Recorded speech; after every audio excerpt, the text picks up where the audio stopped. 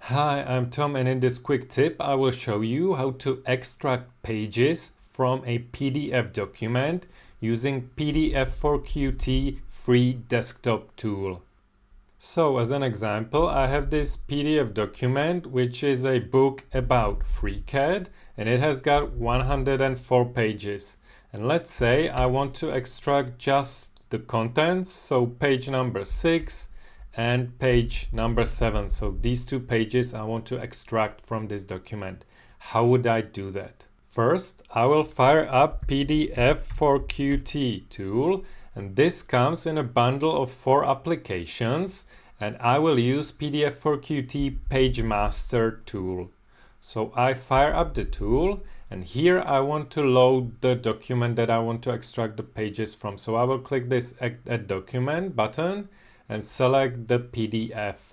This will load the PDF into the interface. This might take a while. Now you can see it's loaded here, and it's loaded as a one object. So I will select the PDF document and choose to ungroup the document. This will ungroup the document into single pages of the document. So here you can see all of the pages. And now I want to extract page 6, so I will select page 6, and with holding Control, I will select page 7. And now I will use this tool to invert selection. So I will invert selection so all other pages are selected with exception of those that I want to extract from the document.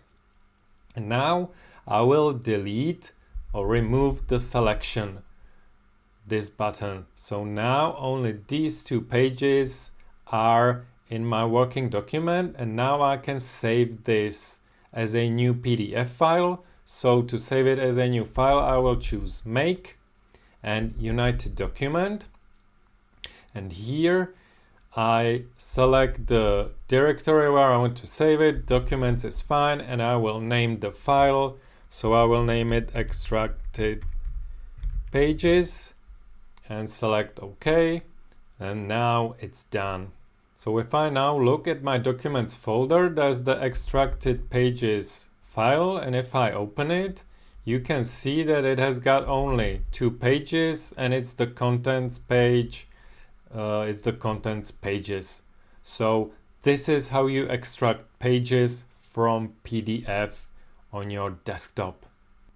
PDF4QT is very easy to download and install.